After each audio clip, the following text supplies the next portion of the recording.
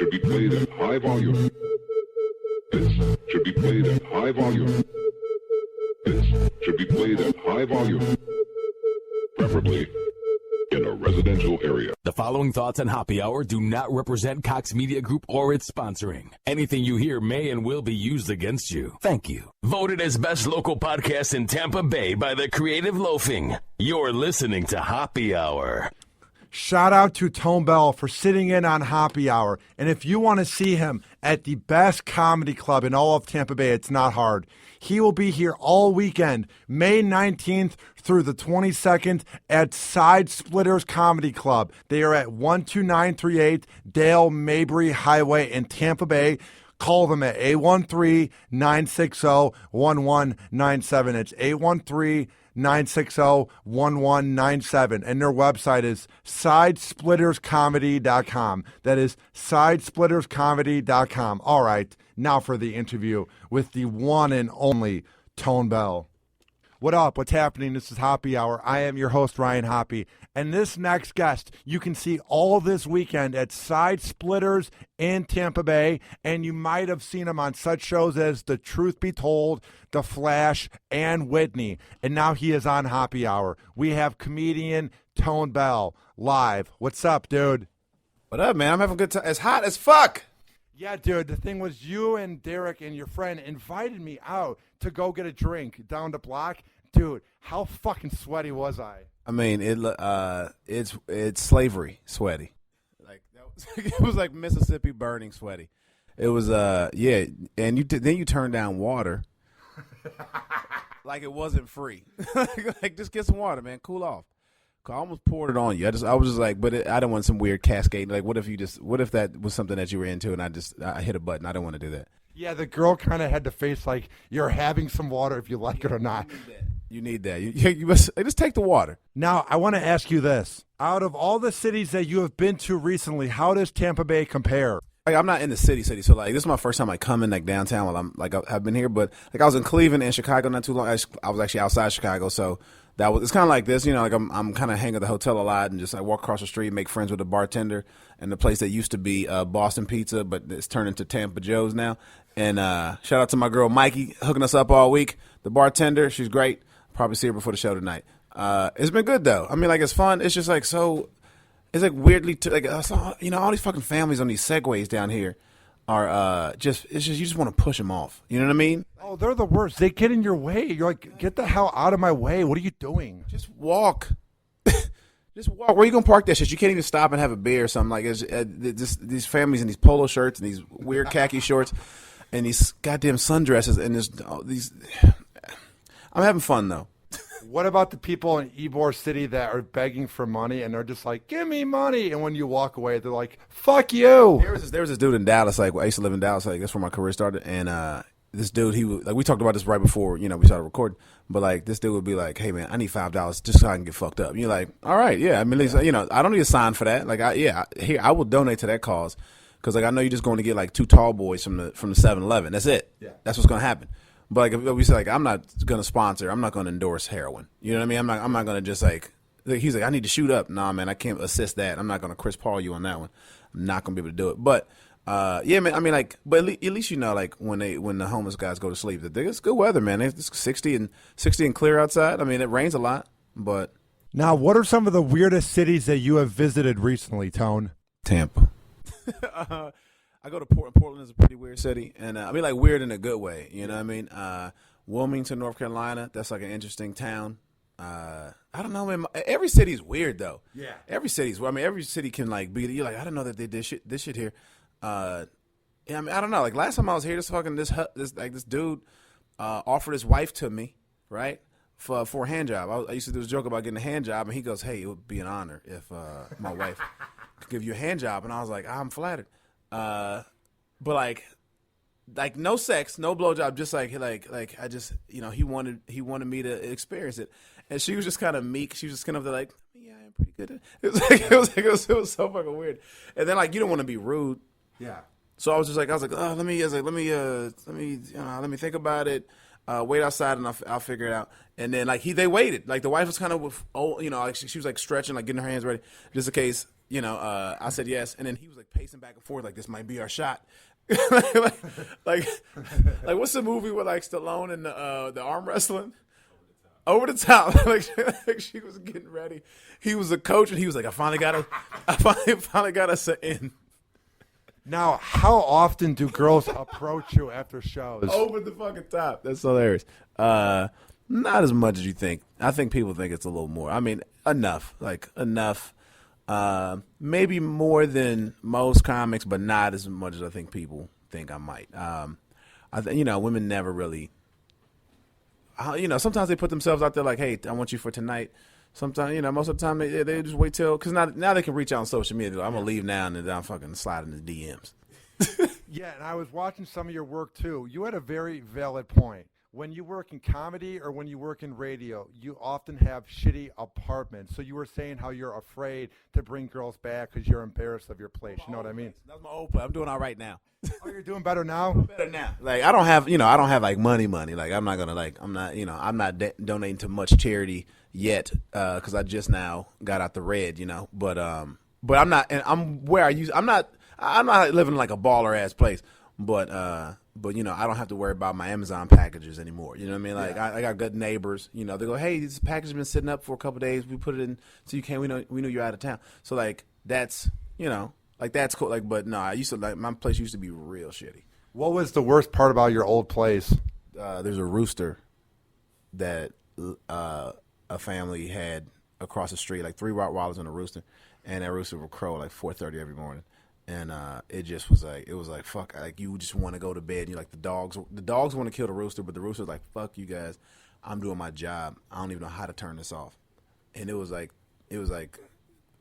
turn out for what? It was like, I mean, every morning it was like you had to be almost drunk, yeah, to go to bed, like high or something. Like you had to fucking rooster in the city. And I think it's illegal to have a rooster in the city. By the way, I don't read laws and stuff, but I'm pretty sure that's you can't have that. But like that was the worst part. That, and it's like if you didn't get in your parking space, you had to park on the street, and then occasionally you would find like used condoms on the ground and shit like that. So like we lived on like a prostitute block, so it was like they would shoot out the lights in the street, and so like, the corner was dark, and so like whores, all the whores. You mean the hardworking women? Yeah, the whores though. What is that like? Not whores. I mean, I'm not saying like, oh, fuck the whore. I'm saying like, but that's that was a profession, and that is a title. Like some people say stand-up comic, some people say comedian. You can say prostitute or you can say whore. You know what I mean? It's the same thing. I feel like people get offended when we call them whores. They're opening their legs for money. Get offended when you call them whores. Yeah. But real whores know they're whores. Yeah. And that is just what it is. Do you think there's like some deep daddy issues? I know that's the go-to line for girls in porn or dancers. What do you think it is where a girl like wants to sell herself? It's not normal. Oh, dude, I think some girls had that summer, like, everybody has like a hoe phase where like men, when everybody does it, where you're like, oh, I was a little loose. And then some girls are just like, I could probably, why not just turn this into like, something that I can pay my bills with. Like I can keep good cable if I I don't have to. I can have HBO and Showtime if I really Hulu Premium if I bust his pussy open. It's funny how quickly they make money. Like I'm not making a lot of money in radio right now, and often I wish I was coordinated and I was better looking so I could just make some money in porn. But you're like 6'5". You can play ball. Did you play ball? Dude, did you see the way I was walking when we were hanging out? I'm not the most coordinated guy. I never was good at sports. This is all I'm good at, talking into the mic, and I'm barely good at this. Yeah, you were just walking, and you looked like you had played 5 quarters of basketball. So, no, I want to ask you this. What is it like when you finally get out of that awful apartment with the weird whores in the neighborhood and you're making enough where you're living a better life? What is that moment like when you sign that contract or you make enough? What's that moment like? It just feels like the reason why you moved to Hollywood is finally starting to work out. Because, I mean, it's never enough. Somebody told me that like 6 months ago. It's never enough, so it doesn't matter. I mean, that's why Matthew Perry's still doing fucking TV, man. I mean, like, he's done movies, and he made like $70 million doing Friends. He was, yeah. Like, it's like he doesn't need to work a day again, but he's like, it's never enough. You always want more. So, like, it's nice. Like, I don't want for anything right now. Like, if I want a sandwich, I go buy a sandwich. I mean, where before I was like, fuck, I got to go buy bread to make a sandwich. Like now I can go to Jimmy John's and ball the fuck out. Yeah. You know what I mean? Extra tomatoes. That'll be extra. Fuck it. I said extra tomatoes. Right? Yeah. I can do that now. But I'm not eating steaks every night wearing a tuxedo jacket. You know what I mean? I'm not balling like that. Are you a guy that likes to buy girls drinks, or do you just pick them up easily anyway? I only talk to girls that see me on stage. I'll be honest with you on that. I don't like. I'm not the out the blue type of like, hey, you where are you from? Like, I'm not. I mean, some guys. I'm not doing that anymore. Like, I haven't done that in years, and I refuse. I'm not gonna do it. But I will buy a chick a drink that I don't even like, just if she's good conversation. But also, you got to buy a fucking real drink. I'm not amaretto sours and this cute shit.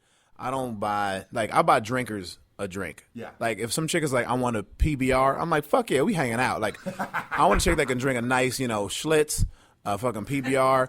A chick who's like, can I get a shot of Jameson? You like, what is your last name? We gotta be Facebook friends. Next time I come to town, we're kicking it. Do you use any of the apps like Tinder or Bumble? I could imagine if you do, you would do really well on it. I tried early on, like 3 years ago. I tried Tinder, but like, I'm just like, I don't have the patience. Like I have no patience to like try to work the angle of like, because I'm trying to fuck. Yeah. That's it. Like, I don't want to get to know you. I mean, if that happens, that's great, but I'm not gonna, like, so like, I don't have Tinder game. I don't have a Tinder game. I don't have like the talk long enough to like want to meet. I'm like two lines in. I was like, hey, where you staying? Like, that's it. Like, I don't have it. I don't want it. I don't want, like, that's not my game. I love the girls that are like, no hookups, just friendships, and you're like, delete your account then. Because I don't know what it is. I mean, people say it's, I have friends who are like, oh, we met on Tinder and now we're just like really good friends and they never hooked up. Like, that seems like go to a bar, go be social, join a bowling league. You know what I mean? Like, like, do something. Like, don't fucking get on the app to make friends. That's fucking stupid. Like, go paint. It's weird too because these girls on there, they want to find the perfect guy, so they're looking for the looks, and the perfect guys are the ones that are dumb. You know what I mean? Like, everybody is like, look at Derek and Rojo right now. They're just on their phones and just looking down, and like, even like, what girls they go like, I can't find the perfect man. It's because you're looking down at your phone the whole time, and you're like, yeah, that's why you can't find anybody, because all I see is the top of your head. I can't approach you if you're looking down all the time. Fucking look up, put your chin up, put your phone in your purse. You know what I mean? I sort of agree with you on that because I think I'm often very addicted to my social media accounts and my Tinder game that I don't really have. Do you ever find yourself being addicted to social media and your phones? I'm on Snapchat now. I'm not on Snap. Like, I don't snap. I'll say that. I just watch, which is the creepiest thing you can say about Snapchat. Which is the creepiest fucking thing. I follow like just chicks who show off their new boob tit jobs and porn stars. That's it. Like, I just watch. I'm a fan because it makes me feel like I'm in the room. And but that's it. I don't snap because like I feel like that's the one thing I have left, like some sort of privacy. Like, I can't show everybody everything I do. Yeah. So like, but yeah, I mean, I'm an Instagram whore. I love Instagram. I don't tweet much. I do check. That's where I get my news. Yeah. I get my news on Twitter. I got like a fan page on Facebook, but that's it. I don't even get on my personal Facebook anymore. I'm like, let me live and stop living through these fucking walls and pages. Isn't it weird how the whole thing of the newspaper has basically died and Twitter's the up-to-date newspaper? It's when there's an earthquake in L.A., nobody turns on the TV. Like, you check Twitter, you hashtag earthquake, and people go, what, was that an earthquake? Yeah, everybody all right? And then once nobody goes like, help. Yeah. Once somebody goes help, all the comics start making jokes. Hey, somebody good night last night. Like, so you're like, okay, everybody's fine because everybody's making jokes about it. Like, it's like that's how weird Twitter is now, because like you're right. Like, I don't think it might just be a social. I don't know, but I feel like it's more it's more used for news and like being current than if CNN can't bring shit like Twitter can. Yeah. You know what I mean? Like, I can find out everything Trump, ISIS, and Kardashians are doing. You know what I mean? What do you think about the good old Kardashians? I despise every second of them. I think they represent idiocracy. I don't think they should be famous, but they are hot as hell. You know what I mean? I mean, yeah. Which generation are you talking about? I mean, they run the whole. They're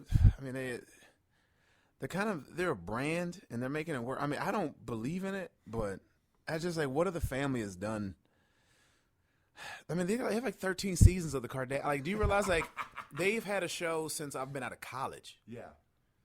Like that's outrageous. I mean, like the sex tape. I mean, like if you could take anything and market it like Kris Jenner's marketed her family, it'd be like Jordans. Like it's like they're the Jordans of people. Like they corrupt communities. They are but they're global phenomenon. You know what I mean? Yeah. And kids gonna know about it. They're gonna be in fucking history books. They are. Like, people gonna learn about them in like 20 years. Like they will be, and probably more for like Bruce going into Caitlyn, that whole thing. But then the rest of the family will be right there. He did not get charged with the manslaughter charge, and then 4 months later he becomes Caitlyn. I don't find it a coincidence whatsoever that Bruce had that whole hit and run, and then 4 months later he becomes Caitlyn. I just don't know why we don't rip into him more, you know? Like you changed everything but your fingerprints. Yeah. You're trying to get away from the law. You try to get away from the law. You got to do more than that. I don't know, man. Man, that's a sensitive subject because like I don't care at all about like, you know, I think, I don't know. I hope here's my hope. I hope that her decision was like from the heart, right? And not doing it to stay popular. You know what I mean? Like, cause that's what you hope. You're like, oh, if this person did this for a reason, that's like me quitting I went out of day job. It's like me quitting my job to go. Just like, am I doing it for me? Am I doing it for what you think I should be doing? Am I doing it for me? Like, you just hope there wasn't a hype man or just like somebody's entourage who was like, hell yeah, like, cause you know I make terrible decisions where I'm like, hey, I'm gonna go do something stupid, and then Derek is like, don't do that, right? And I got somebody to bring me down to earth. Hey man, do not do that shit. That's stupid, right? Which is fine, but you hope like there wasn't like some hype man. Or like his boys was like, he goes, yo, I think I'm gonna go get some titties. And then his boy was like, fuck yeah, go get you some titties. Hell yeah, just go. Hell, we both get titties, right? Like you just hope that like this was a real decision that a dude was like, I'm a woman inside, and I gotta put it out there. Like that's what you hope is for real. You know what I mean? Here's what I don't like about it. She hasn't done anything for the trans community. It's all been about her, and her. Nothing has been about trying to spread awareness. What happened with Caitlyn last week? What happened? Nothing. Nobody gives a fuck. Yeah. It's over. Nobody gives a fuck. Yeah. Nobody. The show got canceled. Now she's just like trying to get this wig together and trying to figure out how to host the show. Like it's like she's gonna have to do something because it's like, all right, what are you gonna do now? Yeah. You're not doing shit. You're not no shit. But it's like that's the real like thing. Do you fucking believe in it for real? Yeah. Are you part of the community? Are you like you can't just become an advocate on day one? Yeah. You got to live it. You got. Are you about this life? Yeah. You got to pull a Marshawn Lynch. Be about that action. Because when you look at her, it just seems like it was all about her. But there's people like Chaz Bono and RuPaul that seem like they embraced the life a little more. You know what I mean? Have you seen RuPaul without the shit on? No. Like just like with as the guy, you know what I mean, like with the glasses and the suit. RuPaul cool look. I'll have a beer with RuPaul. RuPaul look cool as fuck. I would kick it like, and he's like, look, man, you know, I put the dress up today. I'm like rocking these slacks, like, yeah. But like at least like he did it for 20 years, 30 years. How old is RuPaul? RuPaul probably like 60, huh? Got to be like 60. I don't know. I caught myself watching Art of Paint. What's that? It's like some here, you can put your elbow down, lean in. It's a Heidi, I don't know, one of them, but it's like something body artist. It's like body paint. And of course I did it because I'm a creep. So I was like, I want to see these models. You do seem like kind of a creep. I am a creep. Most dudes are creeps. I just admit it. Most dudes are creeps all the fucking time. Most dudes. I don't mind saying, hey man, like I like to see shit that is like, you call it art. I'm like, look at that chick. That chick is fucking dope. And like, but look at the body paint. Look at his, yeah. Wash that shit off. Take a shower. Yeah. Take a shower. I just want to spray salt water all over and just dissolve and just watch. Ugh, I'm a gross human being. You do seem like a guy that just loves getting laid. Like, you don't even care about getting to know them. It just seems like you just want to bang anything in sight. Am I right about that, Tone? I mean, I'm 33 now. So I mean, when I was 24, yeah. I mean, now like that shit costs money, man.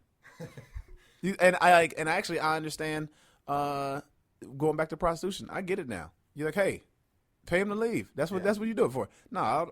Like now, I got a fucking career I'm working on. I got time to be like just trying to bang every chick. That takes time. When I could be doing other stuff, you know what I mean? Like, if I was trying to bang every chick, I would not be doing this podcast right now. You know what I mean? I'd be out on eBoard looking for girls in sundresses and trying to get them to hop off that Segway and onto this dick. Well, you really wouldn't find that many hot girls in eBoard. Did you see many out there? There's a couple, right? There's a couple. I mean, I wouldn't. None of the waitresses that were at the restaurant we were just at, but yeah, no, I think it's some. I mean, especially at night, it's got to be something at night, you know. So I was reading online after your show, Truth Be Told, was canceled, that it says you're working on a new project. How's that been going, and can you talk about it? So I did 2 pilots this year. I did a pilot for NBC and a pilot for CBS. And as of last week, neither one of them went to series. But I got 2 offers for 2 other shows, and I'm still doing The Flash right now. So yeah, I mean, like stuff is worked out. Like I got some movie stuff happening. I'm gonna host some stuff. But yeah, I mean, right now I'm just working on the special. We're trying to figure out if I'm gonna do it on Netflix or Comedy Central. But I mean, of course, I mean, people say go Netflix, you know. So I'm probably gonna take that. But yeah, I mean, you know, it's like it's staying busy. You know, they say the CBS one is still alive, but who knows? I mean, I'm not worried about it. It's you know, I mean, once you're likable in TV, people that want to work with you, they find you a job. So like that's the good part. Is there a part of you that gets heartbroken, though? Like, let's say when Truth Be Told was canceled or Whitney was canceled, or do you just get up and keep walking? Like, was there a part of you that was heartbroken? Yeah, the list you just rolled off, man. Yeah, that's heartbreaking when you say it like that. Jesus Christ. Remember when every show you've ever done gets canceled? You're like, yeah, I remember them. Thank you. You know, it's like, I never spoil myself. I spoil my parents and the people around me. Yeah. So, like, what's hard is like going like, all right, guys, well, we need to take a break on the gifts. Like, I drive a Prius and I wear a Casio watch. I mean, I live very simple. But, you know, I was just talking to my manager and my buddy was like, I was going to buy my mom, like, for her 60th birthday, like, Louis Vuitton purse. I was going to do it. Like, I was like, but now I don't have a job per se right now. So I'm like, well, we're going to have to hold off on that until, like, unless something crazy happens, right? Unless I just get, like, a windfall of, but, you know, but, like, that's the hard part. It's like, and that's why you don't get used to a certain lifestyle. I mean, I could be living way different right now, but I mean, I keep it simple because, you know, I didn't come from anything. So you kind of like stay where you are so you can stay grounded and humble. And I think people respect it. No, I mean, but you know, I'm really like, I was telling somebody recently, I said this on stage by accident, but I think it's kind of funny.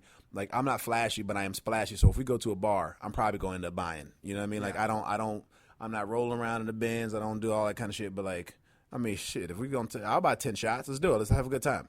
Yeah, there's no reason to spend all your money because you never know what's going to happen in the future, and you could end up losing it all, you know? Well, plus, I mean, I mean, that's a write-off. You know what I mean? Like, I'm doing it for work. Yeah. Thank you, IRS. You know what I mean? Like, these all this, I'm entertainment. I got to entertain the people that I get a chance to make laugh. So, like, you know, I'm buying drinks for people, and it's a business expense. How was your shows last night at Side Splitters? How did it all go down? Oh, it was fucking amazing, man. Rojo rocked the stage. Amanda, who was our opener, rocked the stage. I fucking went and closed it well. I mean, like, we having a good time. People in Tampa are just fun people, though. I mean, like, I don't know. There's the other club here, the Improv that's at Ybor. I've never been there, but I heard it's a good time. My buddy Ron Funches is there right now. But I mean, he's like that club is such in a community of people where like they come out on the weekend and they come to have a good time, and so like they don't come to like judge comedy. They come and they're like, we came to laugh, and then we come to drink, and that's what that area is. It's like it's next to a Chili's. You know what I mean? A Chili's means good old like 2 for $20. I'm bringing the kids; they get free desserts. You know what I mean? Like we got $80 for the night. What are we gonna do? Yeah, we're going to see Tone Bell and Rojo Perez, and then we're gonna go to Chili's and fucking have a ball, drink some of these $3 Long Island iced teas. What are some of the topics and things you talk about in your comedy? This next hour, so my half hour on Comedy Central is it's kind of like, you know, I'm just letting people know here's what I do, here's how I notice, here's how I talk, here's my delivery, and I tell stories. This one is like I'm kind of like going backwards, and so I'm just talking about like being not married, an only child, describing my parents. It's kind of like my blueprint is what I'm doing. Like I'm laying it out so that hopefully the next special after this, you already know the people I'm talking about. I'm laying the groundwork so that every volume after this, it becomes something that you're like, oh yeah, I remember that from the first special. Like, oh, his mom is like this, his dad's like this. Here's his friends. Here's why he's just laying the foundation for it. So, dude, isn't it weird growing up with no siblings? Because I grew up by myself too. You know what I mean? yeah. I mean, like people always go like, "What's it like being an only child?" You're like, that's the only thing I don't know. What are you talking about? Like, I don't know the difference. Yeah. It's not like I used to have a brother, now I don't. You know what I mean? Like, it's like I only know what it's like to be an only child, and people always go like spoiled, and you're like, not when you don't grow up with shit. Yeah. Like I think you become an adult way quicker. Yeah. Like, cause like I would always just hang out with my parents' friends. Same way. You know, and I just call them by their first names. I mean, so like I've been saying, Carolyn and Charles since I was 6. Yeah. You know, like, hey, bring me a beer. I'm like a little butler running around the house, and I'm hanging out with I'm entertaining them and like doing impressions and all that kind of stuff. But like, yeah, I'm just hanging out with the adults, and that's just I don't see anything wrong with it. But like, it's you don't get that opportunity to like play and just be a kid. Like your dad is like, I mean, like if you want to play, they have to play. Yeah. Whereas like, hey, go outside. I'll see you in a few hours. You know what I mean? Like that's just plus you share a lot more. People think only children are selfish, but I think we share more than anybody else because you're like that's how you gain friends. Yeah. You know what I mean? I think we're more laid back and humble because we want to make friends. You know what I mean? Absolutely. And we're much more approachable because we learn social skills from older people. Yeah. It is weird how you basically hang out with all the adults and you sort of grow up more fast than other kids, Yeah, for sure. I mean, I'm sure like this, if there's an only child like they had like, grew up like real money and everything, I'm sure like that is there's a difference in that. Yeah. But you grew up in like a gray collar, blue collar family, then you just like, oh shit, you got to learn how to cook. Yeah. Like I can do so much shit with a potato, it's crazy. Like I was like, my dad was like, look, I was going home by myself at like 8. Really? That is not safe. That is not safe. I had keys to the house. Yeah, it was. I remember I had like a garage door opener that was like sewn into my backpack. Are you serious? Yeah, my dad MacGyvered the fuck out of this. Like he was like, all right, I want you to go to the front door, and then act like you're gonna walk into the front door, but then use a garage door opener there, and then walk in from that side, like I had a special knock or something. Yeah. Like we were trying to fool people, right? Yeah. And I remember this dude named John, one of my neighbors, goes like, "How did you open the garage door from the front if nobody's home?" And I was like, "No, I gotta go." I was like, I don't know how to answer that. But it's like this genius trick my dad decided to come up with. I haven't thought about that in a long time. What do they think of how you've been so good in comedy so far, so successful? They're happy that I got good at it because like early on, I think I matured. I got in comedy. Stuff started happening quicker than I was probably ready for. Yeah. But I mean, because I had some moments where like I bombed on Christmas Day in Shreveport, Louisiana, in Bossier City, and my parents drove like 9 hours from Atlanta to come spend Christmas with, and it was like 17 people in the crowd, maybe, and I was being generous. And I fucking ate a dick on Christmas Day after a breakup the night before. Yeah, that shit was rough. But I mean, but like now, like it's probably the one thing that I've like never given up on. I mean, my parents are like, you should do piano or karate lessons, and I did like that for like a weekend, and I was like, nah, I'm done with that shit. Like, so it's the one thing I've stuck with that I actually like because you can never solve it. Like it's not a puzzle that you. It's like one of those like as soon as you finish this level, there's another level to get to. Like there's no you can't be done. It's kind of like it quits you at a certain point probably. Like you can't. If you want to do it, you'll keep doing it. Like and so I found like a stride, and I think they're proud now. They actually invite people out. I say that like, hell no, he's great. You got to go see him. Yeah, Where do you want to? And I am pretty good at this. Where do you want to see yourself in 5 years? Since you are pretty good at this. I don't know, man. I hopefully have like a second special out in like the next 5 years. It'd be nice to have a show. But I mean, I'd like to be able to be in that position where people want to come see me. They're like, they don't come see comedy because there's a difference between comedy where people want to come see you and people want to come laugh. Yeah. Like I want people to come because I mean, eventually this is going to become more of like a one-man show of like a dude on stage with the, like here are all these stories I'm telling you. Like I want you to be in the room with me. And you came to see how Tone Bell does it, not like I came to laugh on a Saturday night. Who's here? I don't know. We've seen this guy on something. Like I want you to want to come see me.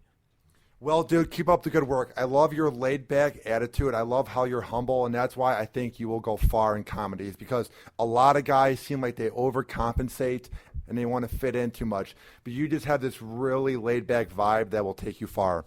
Man, I appreciate it, and thank you for noticing that. That's what I've been trying to I should change that to my Twitter bio. Thank you. This has been Hoppe Hour. I am your host, Ryan Hoppe, saying peace out. Happy Hour. Happy Hour.